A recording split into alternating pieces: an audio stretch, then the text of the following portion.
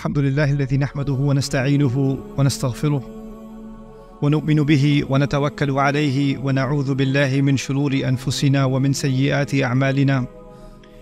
من يهده الله فلا مضل له ومن يضلل فلا هادي له، ونشهد أن لا إله إلا الله وحده لا شريك له، ونشهد أن محمدا عبد الله ورسوله أرسله الله تعالى بالهدى ودين الحق ليظهره على الدين كله وكفى بالله شهيدا، فصلى الله عليه وسلم تسليما كثيرا كثيرا. أما بعد، فإن أصدق الحديث كتاب الله، وخير الهدي هدي محمد صلى الله عليه وسلم، وإن شر الأمور محدثاتها، وإن كل محدثة بدعة، وكل بدعة ضلالة، وكل ضلالة في النار. قال الله عز وجل في كتابه الكريم بعد أن أقول أعوذ بالله من الشيطان الرجيم: ما أفاء الله على رسوله من أهل القرى فلله وللرسول ولذي القربى واليتامى والمساكين وابن السبيل كي لا يكون دولة بين الأغنياء منكم، وما آتاكم الرسول فخذوه وما نهاكم عنه فانتهوا، واتقوا الله إن الله شديد العقاب. للفقراء المهاجرين الذين أخرجوا من ديارهم وأموالهم يبتغون فضلا من الله ورضوانا وينصرون الله ورسوله أولئك هم الصادقون. والذين تبوأوا الدار والإيمان من قبلهم يحبون من هاجر إليهم ولا يجدون في صدورهم حاجة مما أوتوا ويؤثرون على أنفسهم ولو كان بهم خصاصة ومن يوق شح نفسه فأولئك هم المفلحون. رب اشرح لي صدري ويسر لي أمري واحلل عقدة من لساني يفقه قولي. اللهم ثبتنا عند الموت بلا إله إلا الله، اللهم اجعلنا ممن يؤثرون على أنفسهم ولو كان بهم خصاصة. آمين يا رب العالمين। আজকের খুতবাটি অত্যন্ত প্রয়োজনীয় একটা বিষয় নিয়ে, যা সকলেই জানে এবং সকলেই শুনে থাকে, আর জানি প্রায় সকল মুসলিমই অভিযোগ করে থাকে, আর তা হলো উম্মার মাঝে ঐক্য এবং আমাদের সকলের একতাবদ্ধ হয়ে অবিচ্ছিন্ন একটি ভ্রাতৃত্বের সম্পর্ক গড়ে তোলা। এটা এমন বিষয় যা আপনি প্রতিদিনই লঙ্ঘিত হতে দেখবেন, আর আমরা সকলেই জানি যে উম্মার মাঝে দুর্বলতা এসেছে ঐক্যের অভাব থেকেই। যদি আমরা একটা ঐক্যবদ্ধ শক্তি হতাম, এমনকি 4টি পরিবার ঐক্যবদ্ধ হলে, 4টি গোত্র ঐক্যবদ্ধ হলে, 4টি শহর ঐক্যবদ্ধ হলে, 4টি দেশ ঐক্যবদ্ধ হলে সেটা একটা শক্তিতে পরিণত হয়, তাহলে গোটা পৃথিবীর 20% মানুষ সম্পর্কে আপনি কি বলবেন? তো এটা এমন একটা দুর্বলতা যা সম্পর্কে আমরা সকলেই অবগত। একই সাথে যখন আমরা ইসলামের শত্রু এবং এই উম্মার শত্রুদের ক্ষমতা এবং শক্তিমত্তা নিয়ে কথা বলি, যখন আমরা ইসরায়েলের মতো গণহত্যাকারী উন্মাদদের কথা চিন্তা করি, যা বিশ্ববাসীর চোখের সামনে নির্বিচারে গণহত্যা চালিয়ে যাচ্ছে, আর মুসলিমরা দাঁড়িয়ে দাঁড়িয়ে তা দেখছে, আমাদের মাঝে হতাশা আসে নিজেদের দুর্বলতার জন্য। কিন্তু আপনি হতাশ হওয়ার মাধ্যমে আর রাগান্বিত হওয়ার মাধ্যমে এর সমাধান করতে পারবেন না। কেন আমরা পক্ষাঘাতগ্রস্ত হয়ে রয়েছি? এই প্রশ্নটির সবচেয়ে যুক্তিসঙ্গত উত্তর হলো, আমরা ঐক্যবদ্ধ নই, আমাদের একক কণ্ঠ নেই, আমরা একক সত্তা হিসাবে কথা বলি না। আর আপনি সেটা অর্জনই বা করবেন কিভাবে? এটা অর্জন করাকে প্রায় অসম্ভব বলে মনে হয়। শত্রুদের উপায় উপকরণগুলোর কথা আপাতত ভুলে যান। যারা উম্মার অনিষ্ট চায় তাদের অর্থনৈতিক, প্রযুক্তিগত, অর্থসংস্থানগত, সামরিক উপায় উপকরণগুলোর কথা ভুলে যান। সেটা এমনকি বড় কোনো সমস্যাও না। প্রকৃত সমস্যা হলো আভ্যন্তরীণ সমস্যা। প্রকৃত সমস্যা হলো আমাদের নিজেদের ভিতরে যা রয়েছে। আমি উম্মার ঐক্য নিয়ে ভাষা কোনো বক্তব্য দিয়ে ক্ষান্ত হতে চাই না, কারণ আপনারা এরকম হাজার হাজার বক্তব্য শুনেছেন, আমিও শুনেছি। এজন্য আমি আসলেই সমস্যার গোড়া থেকে শুরু করতে চাই। আসুন বিষয়টা নিয়ে ভিন্নভাবে চিন্তা করি। ধরুন আপনি চমৎকার একটা ভূমি দেখতে পেলেন, যেখানে কোনো কিছু জন্মাচ্ছে না, এটাতে কোনো কিছু জন্মাচ্ছে না, আর আপনি বলছেন এখানে কেন কিছু জন্মাচ্ছে না? কি হলো এই ভূমিটার? আপনি তো কোনো বীজ বপন করেননি, আপনি মাটির যত্ন নেননি, আপনি সেচ দেননি, আর এখন অভিযোগ করছেন যে এখানে কিছু জন্মাচ্ছে না কেন? আপনি বীজ বপন করলেন, সেচ প্রদান করলেন, পর্যাপ্ত সূর্যের আলো নিশ্চিত করলেন, এটাও নিশ্চিত করলেন যে নিয়মিত পোকামাকড় এবং আগাছা পরিষ্কার করা হচ্ছে। যদি আপনি তা না করেন, তাহলে অভিযোগ করার কোনো অধিকার আপনার নেই। আর যদি আপনি তা করেন, যদি আমি তা করি, সেক্ষেত্রেও আমি গতকাল একটা বীজ বপন করে আজকেই বলতে পারি না যে আমার গাছ কোথায়, কেন আমি কোনো গাছ দেখতে পাচ্ছি না, এরপর তা ভুলেই গেলেন। কেন আমি দুশ্চিন্তা করছি? আমার এত খেয়াল করারই বা দরকার কি? পরিপক্ক চিন্তা এভাবে কাজ করে না, এভাবে আমরা শক্তি অর্জন করব না। আপনাকে একটা বিষয় তত্ত্বাবধান করতে হবে, উন্নতি সাধন করতে হবে, আবাদ করতে হবে, এরপরে অবশেষে আপনি ফলাফল পাবেন। আমরা এখানে মুসলিম ঐক্য নিয়ে কথা বলছি। একটা মুহূর্তের জন্য মুসলিমদের কথা ভুলে যান। এমন মানুষদের কথা চিন্তা করুন যারা আল্লাহ এবং রাসূল সাল্লাল্লাহু আলাইহি ওয়াসাল্লামের ভালোবাসার জন্য ঐক্যবদ্ধ না। এমন মানুষদের কথা চিন্তা করুন যারা অর্থের প্রতি ভালোবাসার কারণে ঐক্যবদ্ধ। মাল্টিবিলিয়ন ডলার কর্পোরেশনগুলোর কথা চিন্তা করুন। ওকে, তাদের রয়েছে ভিন্ন ভিন্ন বিভাগ, ভিন্ন ভিন্ন অবস্থান, ভিন্ন ভিন্ন অফিস, আবার সেই অফিসগুলোর ভিতরেও আভ্যন্তরীণ কোন্দল রয়েছে। সেই মানুষগুলো একে অপরের সাথে একত্র নয়, বরং তারা একে অপরের অনিষ্ট করার চেষ্টায় রত। তো এই কোম্পানিগুলো কি করে? তারা মাল্টিমিলিয়ন ডলার ব্যয় করে টিম বিল্ডিং, কোম্পানির সংহতি রক্ষার অনুশীলন, অফিস পার্টি এবং এই ধরনের সকল কার্যক্রম পরিচালনা করে, শুধুমাত্র কর্মচারীরা যাতে একে অপরের সাথে ঐক্যবদ্ধ থাকে, যাতে একে অপরের সাথে অন্তর্গত কোন্দলে না জড়ায় এবং একে অপরের সাথে একত্রতা অনুভব করে। কিন্তু এই পেশাজীবীদেরকে ঐক্যবদ্ধ করার পেছনের কারণটি কি? এই প্রকৌশলীদের, প্রোগ্রামারদের, হিসাবরক্ষকদের, ডিজাইনারদের, সকল মানুষদেরকে যা ঐক্যবদ্ধ করেছে তা হলো আমাদের সকলকে আরো বেশি অর্থ উপার্জন করতে হবে। আর বছর শেষে তারা কি উদযাপন করে? আমাদের বিক্রয় 20% বৃদ্ধি পেয়েছে। এটাই আমাদেরকে ঐক্যবদ্ধ করেছে। এজন্যই আমরা অদম্য একটা শক্তি। তাদের চিন্তায় এই অর্থনৈতিক উদ্দীপনাটাই তাদেরকে ঐক্যবদ্ধ করেছে। এটাই তাদের সম্পূর্ণ প্রেরণাকে তাড়িত করে।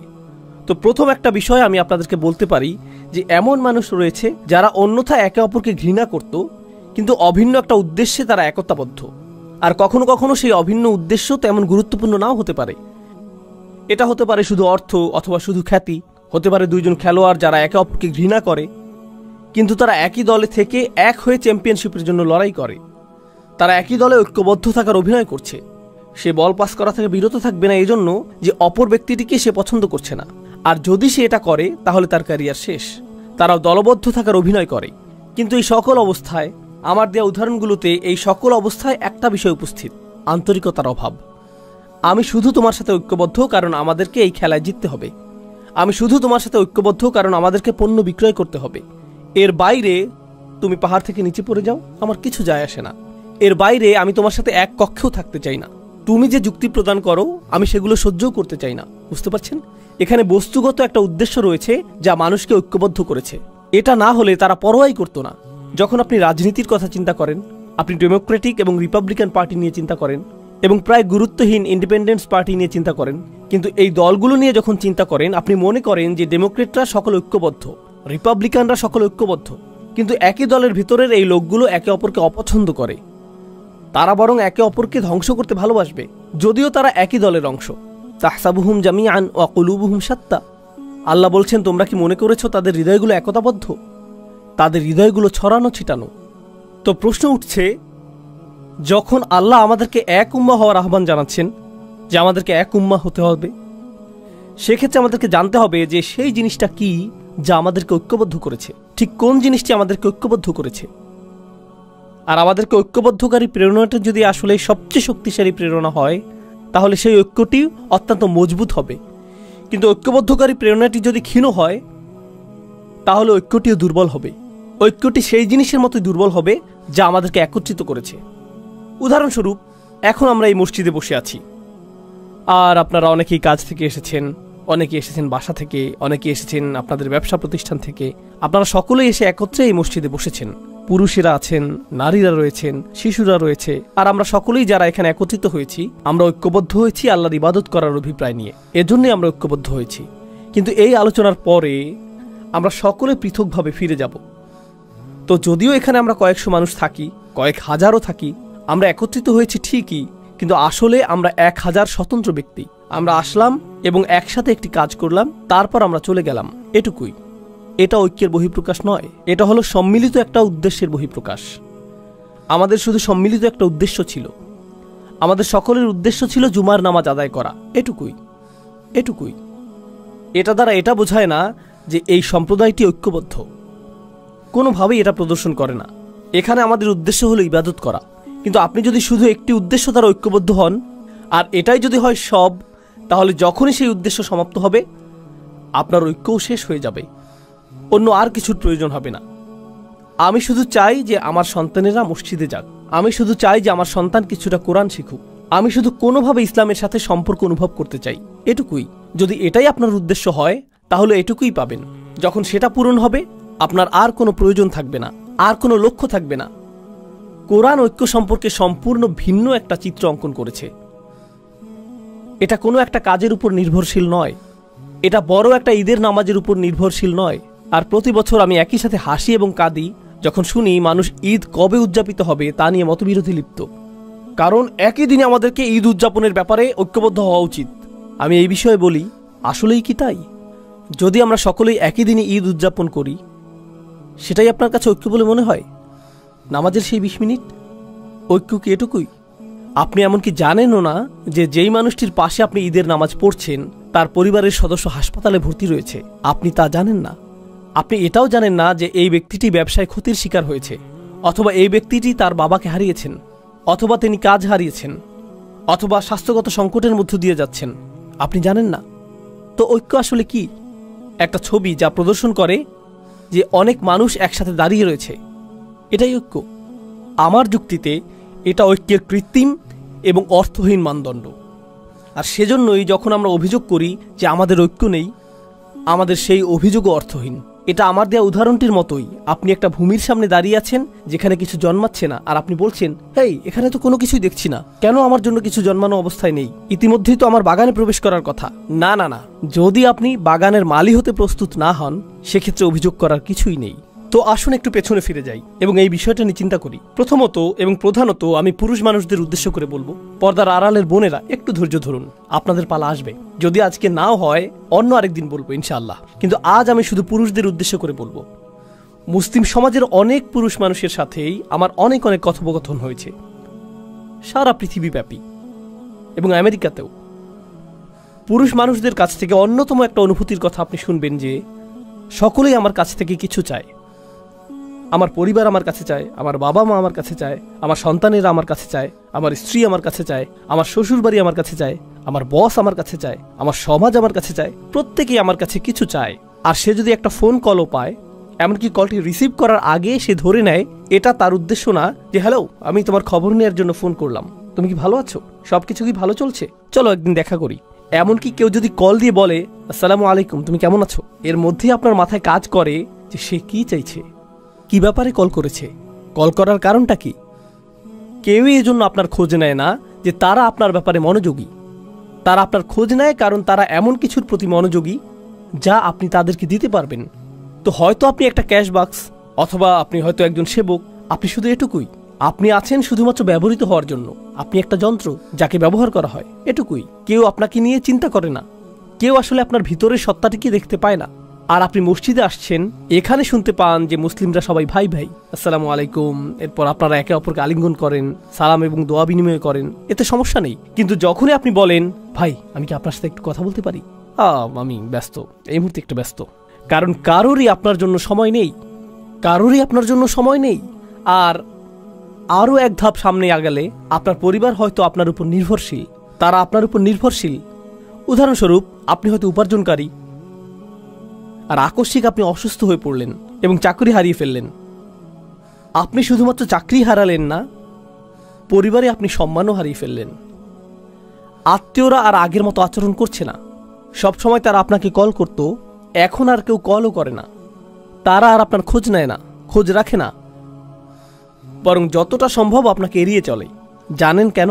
কারণ আকস্মিকভাবেই আপনি দানকারীর ভূমিকা থেকে গ্রহণকারীর ভূমিকায় নেমে এসেছেন।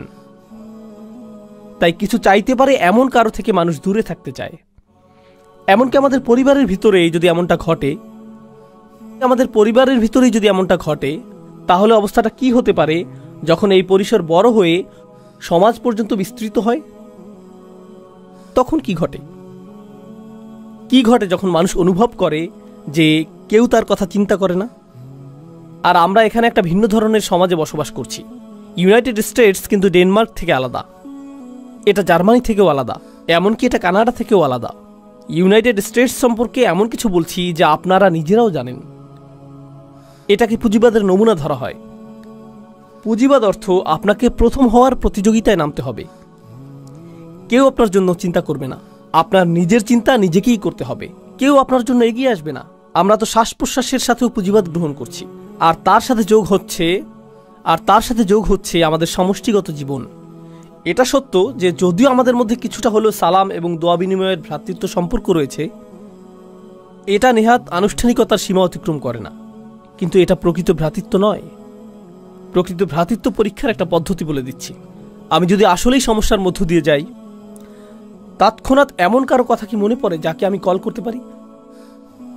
কাকে কল করার কথা তাৎক্ষণিক আমার মনে পড়ে? মসজিদের ভাইদের কথা কি মনে পড়ে? যাদের সাথে আমি চলি তাদের কথা কি মনে পড়ে? কার কথা মনে পড়ে? আপনি যদি সেরকম কাউকে পান, তাহলে আপনার জীবনে কিছুটা ভ্রাতৃত্ব রয়েছে। কিন্তু আপনি যদি দুইবার ভাবেন, এই ব্যক্তিকে বললে সে আমার সম্পর্কে কি ভাববে, এই ব্যক্তিকে বললে সে কিভাবে এটা আমার বিরুদ্ধে ব্যবহার করবে, আপনাকে যাচাই বাছাই করতে হয় আপনার সমস্যাটি কোনো ব্যক্তিকে খুলে বলবেন কিনা, কারণ আপনি নিশ্চিত না যে সে এই কথা আরো 20 জনের সাথে বলে বেড়াবে কিনা। তখন আপনি ঈদের দিনে উত্তপ্ত আলোচনার বস্তুতে পরিণত হবেন। জানেন ওই ভাইটি আমাকে কি বলেছে, কি ঘটেছে তার সাথে?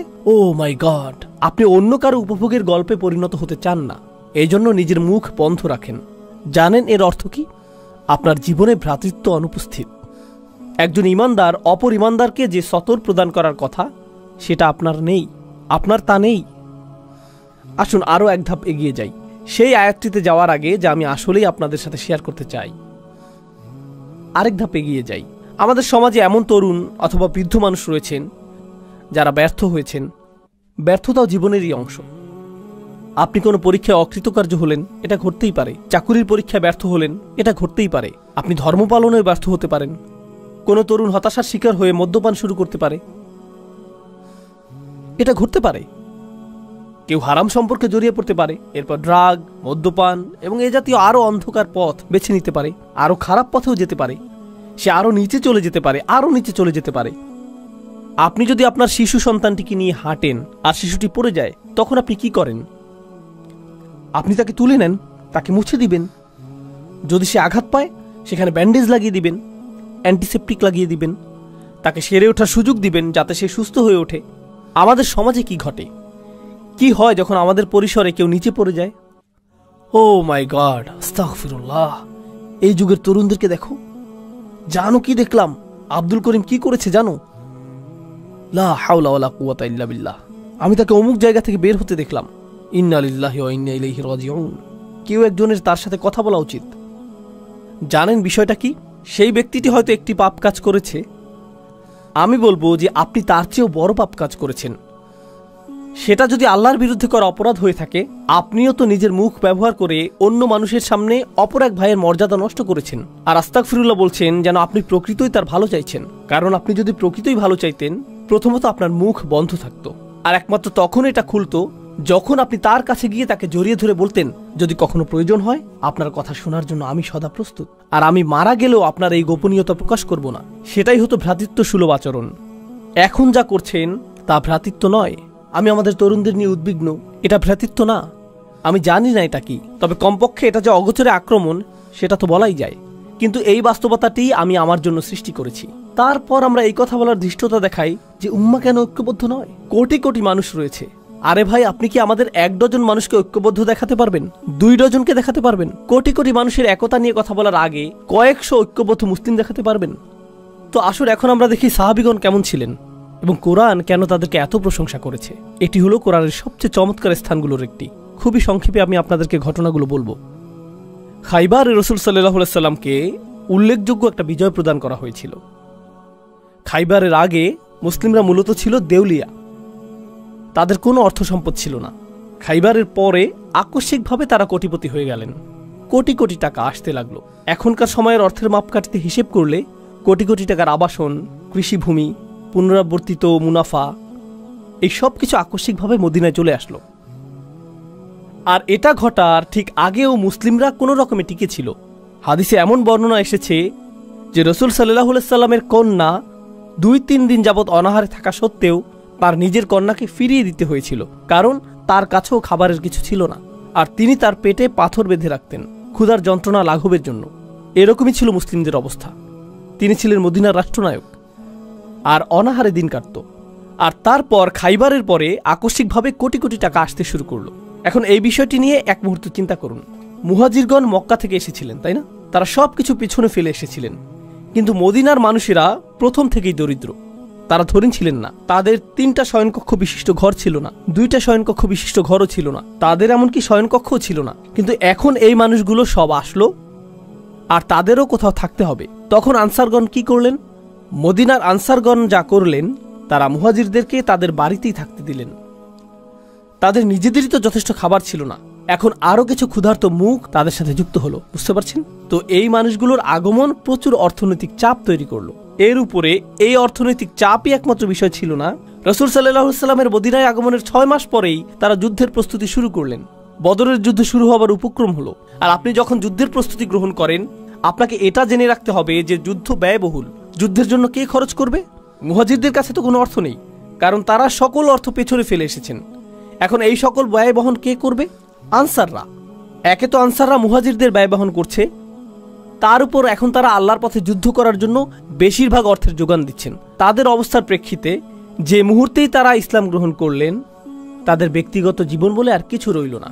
নিজেদের সেই ক্ষুদ্র ছোট পরিসরটাকেও তাদের অন্য কারোর সাথে ভাগ করে নিতে হলো। তারা নিজেদের খাবারটুকু একা খেতে পারলেন না।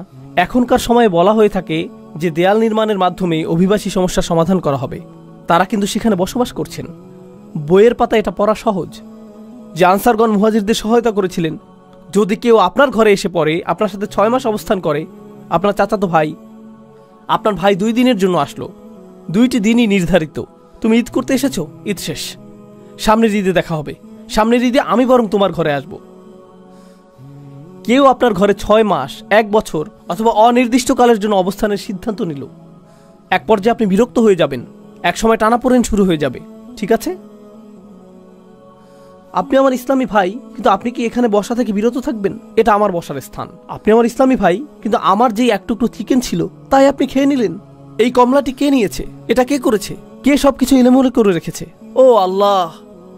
এরকম শুরু হয়ে যাবে। তারা তো মানুষই, তারা তো মানুষ। এর উপরে তারা আবার একটি যুদ্ধের সম্মুখীন হলেন। আর বেশিরভাগ শহীদ বদর এবং উহুদে, বেশিরভাগ মানুষ যারা হত্যার শিকার হয়েছিলেন, তারা ছিলেন আনসার, তারা ছিলেন মদিনার অধিবাসী। তো আমরা ব্যয় করছি, আমরা গৃহের অংশ ছেড়ে দিচ্ছি, আবার আমরা হত্যারও শিকার হচ্ছি। এই সব কিছু ঘটতে থাকলো। আর তারা দিয়েই গেলেন, দিয়েই গেলেন, দিয়েই গেলেন এবং দিয়েই গেলেন। সবশেষে কোটি কোটি টাকা আসতে লাগলো। খাইবারের যুদ্ধের পর তারা কোটিপতি হয়ে গেলেন। আমি যদি আনসারি হতাম, আমি তা না, আমি এখানে আমার কল্পনাকে ব্যবহার করছি, যদি আমি আনসারদের একজন হতাম, আমি বলতাম কুছ তো বাপাস মিলে, কিছুটা হলেও তো ফেরত পাবো। আমি ঘোষণার জন্য অপেক্ষা করছি, কারণ আমি অর্থ ব্যয় করেছি, নিজের বাসস্থানের অংশ দান করেছি, কিছুটা তো ফেরত পাবো, যেহেতু গনিমতের এই সম্পদ আমরা লাভ করেছি। এখন আয়াতটি লক্ষ্য করুন, মা আফা আল্লাহু আলা রাসূলিহি, আল্লাহ যাই তার রাসূলের মাধ্যমে অর্জন করার সামর্থ্য প্রদান করেছেন, মিন আহলিল কুরা, অর্থাৎ সেই শহরগুলো থেকে, যার অর্থ খাইবার, ফালিল্লাহ, তা আল্লাহর মালিকানাধীন। প্রথমত একটা অংশ হচ্ছে আল্লাহর উদ্দেশ্যে। এটা দিয়ে কি বোঝায় তা এখন বলবো না, অন্য এক সময় বলবো। ওকে, ঠিক আছে, আল্লাহর জন্য, আমি বুঝতে পেরেছি। এরপর অলির রসুল, পরের অংশটি যাচ্ছে রসুল সাল্লাল্লাহু আলাইহি ওয়াসাল্লামের উদ্দেশ্যে, রসুল এবং তার পরিবার। ওকে, ঠিক আছে, এটা বেশ ভালো। ওয়াজিল কুরবা, নিকট আত্মীয়দের জন্য। ওয়াল ইয়াতামা, ইয়াতিমদের জন্য।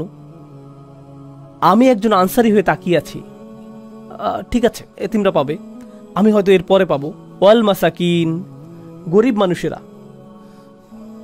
ওকে, ঠিক আছে, গরিব মানুষদের পালা শেষ। এখন কি আমার প্রসঙ্গ আসবে? ওয়াবনিস সাবিল, যে মানুষেরা ভ্রমণরত, তাদের সাহায্য প্রয়োজন, কিছু অর্থ তাদের কাছেও যাবে। ঠিক আছে, তারপর এই আয়াতটির শেষে আল্লাহ বলছেন, মা আতাকুমুর রাসূলু ফাখুযুহু, আল্লাহ রাসূল তোমাদের জন্য যা নীতি নির্ধারণ করেন তা গ্রহণ করো। ওমা নাহাকুম আনহু ফান্তাহু, আর তিনি যা নিষেধ করেন তা থেকে বিরত থাকো। ঠিক আছে, এখন পরবর্তী আয়াত, পরবর্তী গ্রহীতার কথা আসছে।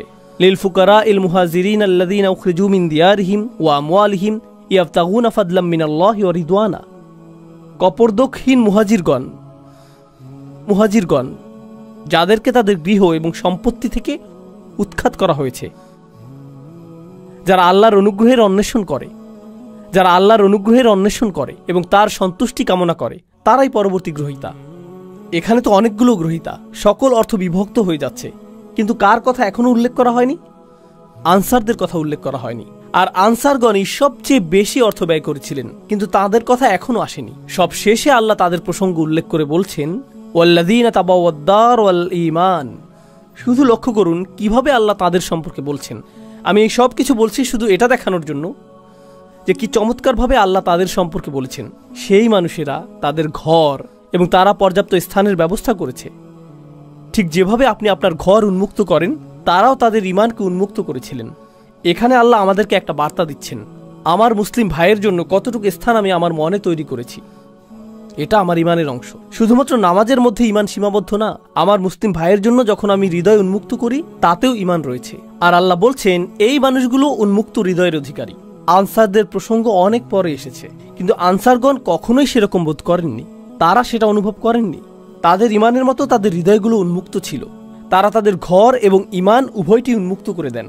মিন ক্বাবলিহিম, তাদের আগমনের পূর্বেই। ইউহিব্বুনা মান হাজারা ইলাইহিম, কথাগুলো তেলাওয়াত করা খুবই সহজ, কিন্তু অনুধাবন করা খুবই কঠিন। তিনি বলছেন তারা ভালোবাসেন তাদেরকে যারা তাদের কাছে আশ্রয় গ্রহণ করেছেন। ইয়া আল্লাহ, এটা যদি আপনার এবং আমার বিষয়ে বলা হতো, কথাটা এরকম হতো, তারা কোনো রকমের সহ্য করছে তাদেরকে যারা তাদের কাছে আশ্রয় গ্রহণ করেছে। তারা প্রায় তাদেরকে হত্যা করার দ্বারপ্রান্তে পৌঁছে গিয়েছে যারা তাদের কাছে আশ্রয় গ্রহণ করেছে। তারা কামনা করেছে যে যারা তাদের কাছে আশ্রয় গ্রহণ করেছে তারা যাতে নিজ এলাকায় ফিরে যায়। মুনাফিকরাই এই কথাগুলো বলেছিল, লা ইরজা'না ইলাল মাদিনাতি লা ইখরিজান্নাল আ'আজ্জু মিনাল আযাল। এই কথাটাই মুনাফিকরা বলেছিল যে তাদের নিজ এলাকায় ফেরত যাওয়া উচিত, এটাই তারা বলেছিল। তো এর অর্থ কি? আপনার মুসলিম ভাইয়ের জন্য হৃদয় উন্মুক্ত করা, তার সকল প্রয়োজন পূরণ করা, শুধুমাত্র অর্থনৈতিক প্রয়োজনই না, এর দ্বারা শুধুমাত্র অর্থনৈতিক সাহায্যই বোঝাচ্ছে না, এর দ্বারা বোঝাচ্ছে যে আপনি নিজের হৃদয়ে স্থান তৈরি করবেন যাতে কোনো একজন আক্ষরিকভাবেই আপনার গৃহে আশ্রয় পেতে পারে। তাই আল্লাহ বলছেন ইউহিব্বুনা মান হাজারা ইলাইহিম ওয়ালা ইয়াজিদুনা ফি সুদুরিহিম হাজাতাম মিম্মা উতু। অর্থাৎ যেই দায়িত্ব তাদেরকে প্রদান করা হয়েছে তার কারণে তারা নিজেদের হৃদয়ে কোনো অস্বস্তি রাখে না। তারা কখনোই অস্বস্তি অনুভব করে না কারণ তারা কাউকে সহায়তা করছেন। তারা কখনোই অস্বস্তি বোধ করেন না কারণ সে আমার ভাই, সে আমার বোন, সে আমার পরিবার। আল্লাহ বলেছেন যে সেটা আমার পরিবার। লা ইলাহা ইল্লাল্লাহর এই বন্ধন রক্ত সম্পর্কের চেয়েও বেশি। এটাই একমাত্র গুরুত্বপূর্ণ বিষয়। পরিবার সবার আগে, উম্মাহ সবার আগে, এটাই ছিল তাদের মনোভাব। আপনি অভিবাসন সংকট নিয়ে চিন্তা করেন। আমরা যেহেতু আমেরিকায় বসবাস করছি, আমরা চিন্তা করি মেক্সিকান অভিবাসীদের কথা, অবৈধ অভিবাসী এবং শরণার্থীদের কথা, তাই না? মুসলিম বিশ্বে যান, পাকিস্তানে যান, সেখানে আফগানি অভিবাসীরা রয়েছেন। মালয়েশিয়াতে যান, সেখানে ভারতীয় অভিবাসীরা রয়েছেন, ভারতীয় মুসলিম। বিভিন্ন মুসলিম দেশে যান, সেখানে অন্য দেশের মুসলিম অভিবাসী রয়েছেন। তুরস্কে যান, সেখানে সিরিয়ান অভিবাসী রয়েছেন। আর তারা উভয়ই মুসলিম, তারা উভয়ই মুসলিম। সেখানে বক্তব্যটি কি? মুসলিমদের মনোভাব সেই মুসলিমদের প্রতি যারা তাদের কাছে স্থানান্তরিত হয়েছে, সেই মনোভাবটা কেমন? এই সকল স্থানে এবং অন্য আরও স্থানে ট্রাম্প যেভাবে অভিবাসীদের নিয়ে কথা বলে, তারাও তাদের সম্পর্কে ঠিক সেভাবেই কথা বলে। প্রকৃতপক্ষে তারা এর চেয়েও খারাপভাবে কথা বলে। ট্রাম্প বরং উত্তম বলে। সেই ব্যবহার লক্ষ্য করুন এবং লক্ষ্য করুন যে কোরআন কি বলছে। ইউহিব্বুনা মান হাজারা ইলাইহিম। মুসলিম বিশ্বেই অন্য মুসলিম দেশ থেকে আগত কত হাজার মানুষকে সীমানায় আটকে দেওয়া হয়েছে। সেখানে তারা মূলত ক্যাম্পে বসবাস করছেন। তারা এমনকি ভেতরেও প্রবেশ করতে পারছেন না। আর তারা প্রজন্মান্তরে সেখানে রয়েছেন। শিশুরাও একই ক্যাম্পগুলোতেই জন্মেছে এবং বেড়ে উঠছে। ওয়ালা ইয়াজিদুনা ফি সুদুরিহিম হাজাতাম মিম্মা উতু ওয়া ইউসিরুনা আলা আনফুসিহিম ওয়ালাউ কানা বিহিম খাসাসা। তারা নিজেদের উপর অন্যদেরকে প্রাধান্য দেয়, যদিও তারা নিজেরা অভুক্ত অবস্থায় থাকে। তারা নিজেদের উপরে অন্যদেরকে অগ্রাধিকার দেয়। তারা অন্যদের জন্য নিজেদের প্রয়োজনকে তুচ্ছ করে দেখেন, যদিও তারা অনাহারে থাকেন। এটা বেশ উঁচু মানদণ্ড। আল্লাহ বর্ণনা দিচ্ছেন যে পরিমাণ অর্থ এসেছে তা নির্ধারিত আল্লাহর জন্য, রাসূলের জন্য, দরিদ্র কপরদক্ষিণ মানুষদের জন্য, মুহাজিরদের জন্য। আর তারপর তিনি আনসারদের কথা অসাধারণভাবে বর্ণনা করলেন। এত দীর্ঘ আয়াত উৎসর্গকৃত হয়েছে শুধুমাত্র আনসারদের জন্য আর তাদের কৃতকর্মের জন্য। আর তিনি শেষ করেছেন এই বলে যে ওমা ইউকা শুহা নাফসিহি ফাউলাইকা হুমুল মুফলিহুন। যে নিজেকে লোভ ও স্বার্থপরতা থেকে রক্ষা করতে পারবে সেই সফল। আমার সুরক্ষা প্রয়োজন আমার নিজের একটা অংশ থেকে। আমার নিজের ভিতরে রয়েছে লোভ এবং স্বার্থপরতা। আমাদের সকলের মধ্যে এটা রয়েছে। আল্লাহ বলেছেন আমাদের ভিতরে সুহ রয়েছে আর আমাদের সুরক্ষা প্রয়োজন শুধুমাত্র শয়তানের কাছ থেকেই না, আমার সুরক্ষা প্রয়োজন আমার নিজের সুহ থেকেও। যে সকল মানুষ তাদের ভিতরের এই দুর্বলতা থেকে মুক্ত হতে পারবে তারাই সাফল্য অর্জন করবে। ফাউলাইকা হুমুল মুফলিহুন। আমি চাই যে আমি নিজে এবং আপনারা আমাদের নিজস্ব পরিসরে পুনরায় চিন্তা করা শুরু করি যে ঐক্য অর্থ আসলে কি। কারণ কোরআনে বর্ণিত ঐক্য হলো নিজের ভেতরে অনুভূত ঐক্য। এটা সেরকম ঐক্য না যা শুধু বাহ্যিকভাবে দেখতে ঐক্যের মতো। এটা ঐক্য না যে আমরা একই রকম কথা বলি, অথবা আমরা একই রকম পোশাক পরি, অথবা আমরা একই মাযহাব অনুসরণ করি তাই আমরা ঐক্যবদ্ধ, আমাদের দাড়ির দৈর্ঘ্য সমান তাই আমরা ঐক্যবদ্ধ, অথবা আমাদের কাপড় সমান মাপে টাকনুর উপর থাকে তাই আমরা ঐক্যবদ্ধ, আমরা একই বক্তার আলোচনা শুনি তাই আমরা ঐক্যবদ্ধ। এগুলো সবই অযৌক্তিক, এগুলো সবই অর্থহীন। প্রকৃত ঐক্য হলো যখনই আপনি কোনো মুসলিম ভাইকে দেখেন, যেই মুহূর্তে তিনি আপনাকে সালাম দেন, অন্য সকল প্রতিবন্ধকতা অদৃশ্য হয়ে যায়। ওয়ালা তাকুলু লিমান আলকা ইলাইকুমুস সালামা লাস্তা মুমিনান। এটুকুই যথেষ্ট। তারা আপনার ভাই, আপনি তাদের জন্য সদা প্রস্তুত, তারা আপনার জন্য সদা প্রস্তুত। আমরা ঐক্যের প্রকৃত অর্থ জানব না যদি আমরা এটা নির্মাণ না করি, যদি আমরা এটাকে লালন না করি। আর আপনি এবং আমি এটাকে লালন করতে পারবো যদি আমাদের নিজেদের ব্যক্তিগত পরিসর থেকে ঐক্যের চর্চা সৃষ্টি করা শুরু করি এবং মানুষের সাথে সম্পর্ক তৈরি শুরু করি। এই বিষয়ে আমি সর্বশেষ একটি কথা বলবো, ইতিমধ্যেই বক্তব্য দীর্ঘায়িত হয়ে গিয়েছে। সর্বশেষ যে কথাটি বলবো তা হলো, আমি 18-19 বছর বয়স থেকেই মুসলিমদের মাঝে কাজ করছি। খুতবা, দার্স এবং সক্রিয় কার্যক্রমগুলোতে যুক্ত ছিলাম। এটা প্রায় 25-26 বছর আগের কথা। আমি এই কার্যক্রমে দীর্ঘ সময় ধরে সংযুক্ত। আমি অনেক হালাকায় যোগ দিয়েছি, অনেক ইমামের সাথে ঘুরে বেরিয়েছি এবং যারা ইসলামী সম্মেলনের আয়োজন করে এই মানুষদের পরিসরে যুক্ত ছিলাম। আর এই পরিসরে আপনি বন্ধুত্ব তৈরি করেন, তাদের সাথে আপনি কথা বলেন ইসলাম নিয়ে, আপনি কথা বলেন উম্মার সমস্যা নিয়ে, আপনি অমুক আয়াত নিয়ে কথা বলেন, আপনি অমুক হাদিস নিয়ে কথা বলেন, আপনি ইতিহাস নিয়ে কথা বলেন। জানেন, এই 25 বছর যাবৎ আমার পরিসরের মধ্যে একটা জিনিস রয়েছে যা নিয়ে কেউ কথা বলেনি, আর আমিও এটা নিয়ে কারোর সাথে কথা বলিনি। আর তা হলো তাদের ব্যক্তিগত জীবনে তারা কি কি সমস্যার মধ্য দিয়ে যাচ্ছেন। আমার পরিসরের মধ্যে এমন মানুষ ছিলেন যারা সকল ধরনের সমস্যার সাথে লড়াই করে যাচ্ছিলেন। বিষণ্ণতা, দুশ্চিন্তা, এমনকি কখনো কখনো আত্মহত্যার চিন্তা, বিবাহ বিচ্ছেদের কষ্ট, সন্তান লালন পালন, ভিসা বাতিল হওয়া, সব ধরনের সমস্যা ঘটে যাচ্ছে। আপনার জানার বাইরে থেকে যাচ্ছে, কারণ তারা এটা জানে যে এসব বিষয়ে কথা বলার জায়গা এটা না। তাদের মনোযোগের কেন্দ্রবিন্দু হলো শুধু হালাকা। তাদের মনোযোগ হলো তুমি কি এই প্রোগ্রামটা করতে পারবে, এটাই তাদের মনোযোগের বিষয়, এটুকুই। আর তুলনা করার জন্য আমি খ্রিস্টানদের একটা গির্জায় গিয়েছিলাম, শুধু দেখার জন্য যে তারা কি করে। এক বুধবার রাতে গিয়েছিলাম, এখানকার স্থানীয় একটা গির্জা। তারা গোল হয়ে বসে, প্রথমে 5-7 মিনিট তারা গান গায় এবং এই জাতীয় কিছু কাজ করে। এরপর 1 ঘন্টা অতিবাহিত করে। জানেন সেই 1 ঘন্টায় তারা কি করে? সেখানকার পাদ্রী একজনকে বললেন, এই তোমার নাম কি? আমার নাম ফ্রাঙ্ক। তোমার নিজের সম্পর্কে কিছুটা বলো ফ্রাঙ্ক। এটা এটা এটা এটা তোমার এমন কি কোনো বিষয় আছে যার জন্য আমরা সবাই প্রার্থনা করতে পারি? হ্যাঁ, আমার মেয়ে আমার সাথে কথা বলে না, সেজন্য প্রার্থনা করুন। সকলে আসুন ফ্রাঙ্কের জন্য প্রার্থনা করি। পরবর্তী ব্যক্তি, পরবর্তী ব্যক্তি, পরবর্তী মহিলা, তুমি কি সমস্যা রয়েছে? আসো তোমার জন্য প্রার্থনা করি।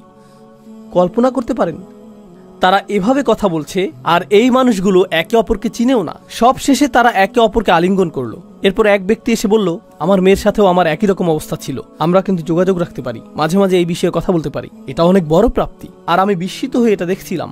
আমাদের সত্য ধর্মের অনুসারী হওয়ার কথা ছিল, আমাদের হওয়ার কথা ছিল আদিল্লাতিনা আলাল মুমিনিন, আমাদের হওয়ার কথা ছিল ইউসিরুনা আলা আনফুসিহিম। আমি দেখলাম যে এই সবগুলো আয়াতই এমন মানুষেরা চর্চা করছে যারা আমাদের ধর্মের ভিতরের কেউ না। আর এত বছর ধরে আল্লাহর ঘর মসজিদে এবং মুসলিম পরিবেশে থেকেও আমি এটা দেখিনি। যা আছে তা খুবই সামান্য। আমাদেরকে যত্নশীলতার সাথে লালন করতে হবে, ভ্রাতৃত্বের লালন করতে হবে। এখান থেকে ঐক্য আসবে। এটা বক্তব্য, আলোচনা এবং ভিডিও থেকে আসবে না। এটা আসবে যখন আপনি এবং আমি আসলেই সম্পর্ক তৈরি করব, গভীর সম্পর্ক। আল্লাহ আমাদেরকে একটি খাঁটি ঐক্যের অধিকারী মানুষে পরিণত করুন, আর আমাদেরকে একে অপরের প্রতি আন্তরিক করে দিন। তিনি আমাদের সম্পর্কের কৃত্রিমতা ও কপটতা দূর করে দিন এবং সবচেয়ে শক্তিশালী, গভীর এবং অকৃত্রিম সম্পর্ক দিয়ে তা প্রতিস্থাপিত করে দিন। বারাকাল্লাহু লি ওয়া লাকুম। আসসালামু আলাইকুম।